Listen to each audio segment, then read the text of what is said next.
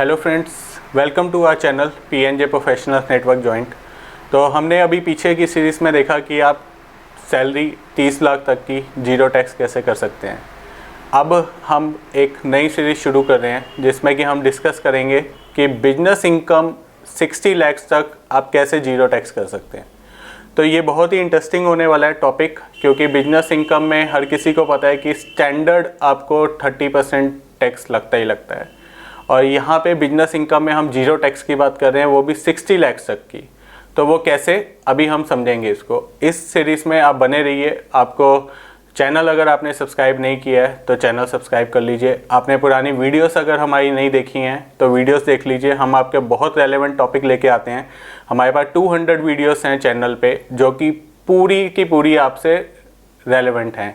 हमने उसमें motivational topic discuss किए हुए हैं, हमने आपके लिए कॉम्प्लेक्स लीगल टॉपिक डिस्कस किए हुए हैं, हमने उसमें बिजनेस प्लानिंग डिस्कस की हुई है, हमने उसमें आपके एक फंड्स एप्लीकेशन को लेके, आपके सेक्सुअल हरासमेंट के जो रूल्स रेगुलेशंस हैं, डेट स्ट्रक्चरिंग को लेके जो रूल्स रेगुलेशंस हैं वो डिस्कस किए हुए हैं।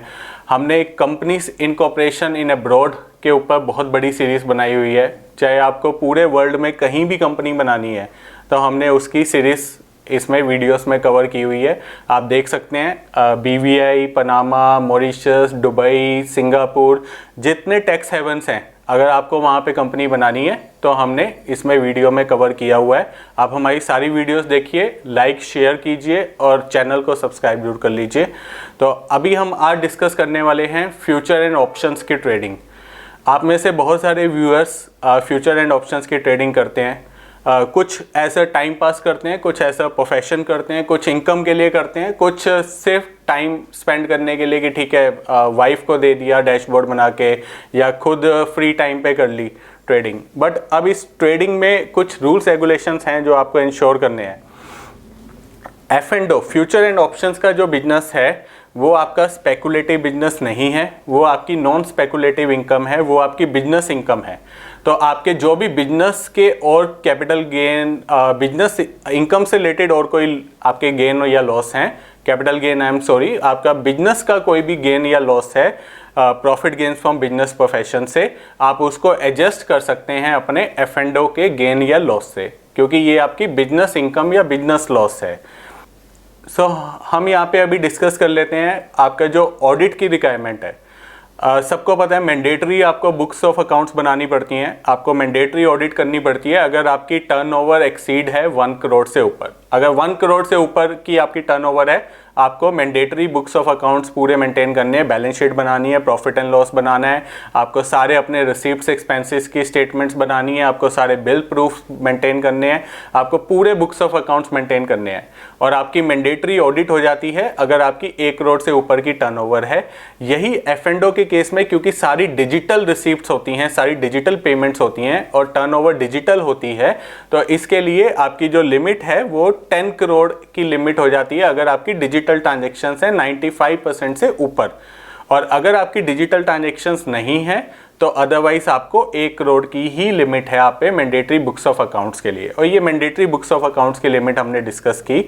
अब इसमें एक बहुत इंपॉर्टेंट फैक्टर आ जाता है प्रिजम्पटिव टैक्सेशन का, कि अगर आप बुक्स ऑफ अकाउंट्स नहीं मेंटेन कर रहे और आपको अपनी डायरेक्ट इनकम डिक्लेयर करनी है, आपको अपनी असली इनकम, असली गेन लॉस नहीं पता, आपको प्रिजम्पटिव टैक्सेशन के अंडर अपनी इनकम डिक्लेयर करनी है, तो डिजिटल के केस में आपका 6% है और अदरवाइज आपका वो 8% हो जाता है अगर आपकी नॉन डिजिटल ट्रांजैक्शंस है। नॉन डिजिटल ट्रांजैक्शंस का मतलब कहीं आपकी कैश में डीलिंग है या कुछ और आपके पेमेंट चैनल्स के थ्रू अगर डीलिंग है, अगर आपके बैंकिंग चैनल के थ्रू है तो वो भी डिजिटल मानी जाती है, और उस केस में आपका 6% आप अपनी इनकम डिक्लेयर कर सकते हो अंडर प्रिजम्पटिव टैक्सेशन। अब प्रिजम्पटिव टैक्सेशन के रूल्स कितनी टर्नओवर पे लिमिट होते हैं? 2 करोड़ तक की टर्नओवर पे। तो अगर 2 करोड़ से ऊपर है तब तो आपको मैंडेटरी टैक्स ऑडिट भी करनी है और मैंडेटरी बुक्स ऑफ अकाउंट्स भी मेंटेन करने हैं। अब आपकी 1 करोड़ से नीचे है तो अगर आप प्रिजम्पटिव टैक्सेशन ले रहे हो और आप 6% और 8% का जो हमने क्राइटेरिया डिस्कस किया, अगर उतनी इनकम आप डिक्लेयर नहीं कर रहे हो तो आपको फिर mandatory books of accounts maintain करनी पड़ेंगी और टैक्स ऑडिट भी करवानी पड़ेगी। तो 2 करोड़ से नीचे आप प्रिजम्पटिव टैक्सेशन ले सकते हो, 1 करोड़ से ऊपर आपकी mandatory books of accounts and audit है। अब हमें ये ज़रूरी समझना पड़ेगा कि अगर आपका सैलरी इनकम या अदर बिजनेस की भी इनकम है और आप फ्यूचर एंड ऑप्शंस का सिर्फ साथ के साथ कर रहे हो, एज अ सेकेंडरी आपका ये बिजनेस है, प्राइमरी बिजनेस नहीं है आपका, तो हमें ये आपकी इंट्राडे की ट्रांजैक्शंस या फ्यूचर ऑप्शंस की जो ट्रांजैक्शंस हैं वो हमें देखनी पड़ेंगी। और आपका इंट्राडे का भी बिजनेस जो है वो भी कंसिडर हो सकता है बिजनेस इनकम, अगर आपका वो बहुत सब्सटेंशियल है। तो अगर मैं सिर्फ F&O की ट्रेडिंग कर रहा हूँ तो वो इन एनी केस आपकी बिजनेस इनकम ही है, बिजनेस लॉस ही है। बट अगर मैं इंट्राडे ट्रेडिंग कर रहा हूँ तो वो भी आपका बिजनेस इनकम या लॉस बन सकता है, अगर वो आपकी सब्सटेंशियल ट्रांजैक्शंस हैं, बहुत ज़्यादा सब्सटेंशियल आप उसमें ट्रांजैक्ट कर रहे हैं। और इवन दो वो आपका सेकेंडरी है, इवन दो वो आपका पैरेलल बिजनेस है, प्राइमरी बिजनेस कुछ और है, बट वो भी आपका बिजनेस ट्रीट हो जाएगा इंट्राडे ट्रेडिंग के केस में। तो जैसे आप सब स्लाइड देख रहे हैं, टर्नओवर का जो कैलकुलेशन है F&O के केस में वो बहुत अलग तरीके से कैलकुलेट होता है। हमारे नॉर्मल तरीके से F&O की टर्नओवर नहीं कैलकुलेट होती। तो अगर मेरे व्यूअर्स को कुछ भी कन्फ्यूजन है कि भाई F&O की मेरी तो ट्रेडिंग की टर्नओवर इतनी है ही नहीं और मेरी जो बाकी टर्नओवर है बिजनेस की वो उसके ऊपर मेरी मैंडेटरी बुक्स ऑफ अकाउंट्स नहीं मेंटेन होते, मेरे पे ऑडिट के रूल्स रेगुलेशन नहीं अप्लाई होते, बट स्टिल आप फ्यूचर एंड ऑप्शंस की एक बार टर्नओवर कैलकुलेट कर लो, क्योंकि फ्यूचर एंड ऑप्शंस में हम क्या होता है कि सौदे कर रहे होते हैं, कॉन्ट्रैक्ट कर रहे होते हैं, और हम इतना फास्ट मूविंग कॉन्ट्रैक्ट्स कर रहे होते हैं कि उसका जितना भी लॉस और जितना भी प्रॉफिट है, और लॉस भी एब्सोल्यूट टर्म्स में, वो आपकी टर्नओवर में कैलकुलेट हो जाता है। आपका जितना प्रॉफिट है और जितना लॉस भी है वो भी एब्सोल्यूट टर्म में आपकी टर्नओवर कैलकुलेट हो जाएगा। प्लस ऑप्शन के केस में जब आप सेल की ट्रांजैक्शन कर रहे हो तो जो premium received on sale of option है वो भी आपका टर्नओवर में कैलकुलेट हो जाएगा। तो आप देख सकते हो इसमें जो premium received on sale of options है वो भी आपका टर्नओवर है, आपका प्रॉफिट एंड लॉस जो है एब्सोल्यूट टर्म्स में वो भी आपकी टर्नओवर है, और अगर कोई रिवर्स ट्रेड आपने हैपन किए हैं तो उसके केस में भी फेवरेबल जो डिफरेंसेस हैं या फेवरेबल अनफेवरेबल डिफरेंसेस हैं वो भी आपकी टर्नओवर में कैलकुलेट हो जाएंगे।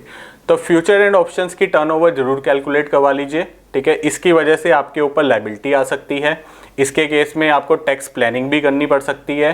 तो अगर आपका फ्यूचर एंड ऑप्शंस की ट्रांजैक्शन जा रहा है या इंटरडे की ट्रांजैक्शन जा रहा है तो हमारी रिकमेंडेशन आपसे यही है कि आप इसकी टर्नओवर प्रॉपर कैलकुलेट करवाएं प्रोफेशनल से, और इसके ऊपर देखें कि आपका कितना टैक्स बनने वाला है और उस टैक्स के हिसाब से आप अपनी प्लानिंग करें।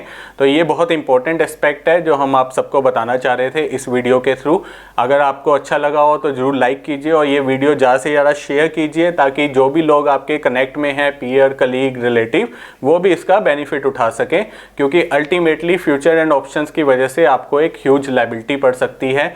आप पे बहुत सारे रूल्स एंड रेगुलेशंस अप्लाई हो सकते हैं जो कि मैंडेटरी बुक्स ऑफ अकाउंट के हैं, जो बिजनेस इनकम के हैं, जो प्रिजम्पटिव टैक्सेशन के हैं। Thank you.